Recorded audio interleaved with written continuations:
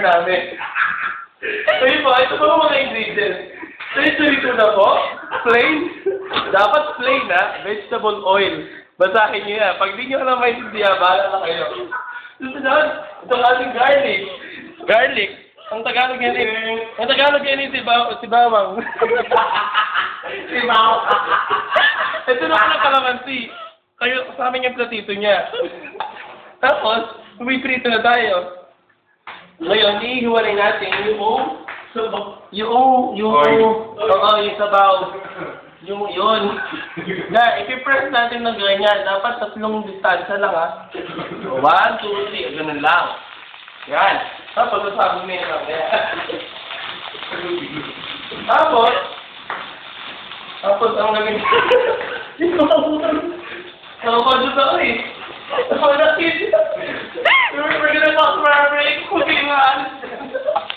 Ibabalik po kung nangyari sa programa namin. Ngayon, hawak ko na po yung bawang. Ay, ang tawag dito. Tama, bawang. Iligit ako na po yung bawang. Doon sa mantikang ginamit natin kanina. Take note, yung kanina. Hindi yung kahapon. Iligit na po natin yan. Tapos ngayon, lalagyan na po natin ang ating century tuna.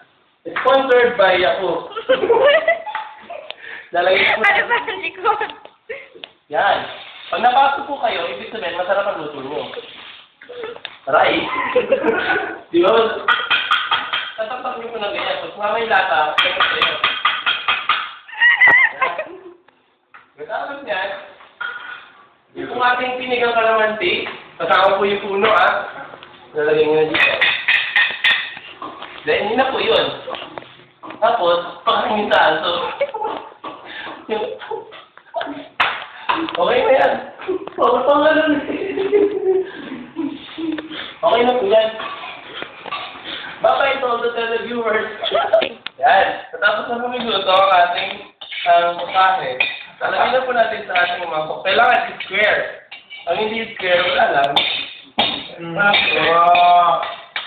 Tapos yan, lagyan nyo na sa bago. Hindi pa rin sila. Ang bango, amoy mo. Ang bango.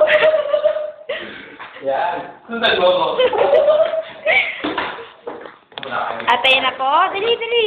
Sina, hinihintay na lang po namin yung kanin. Susunod po yung kabanata. Abangan ninyo.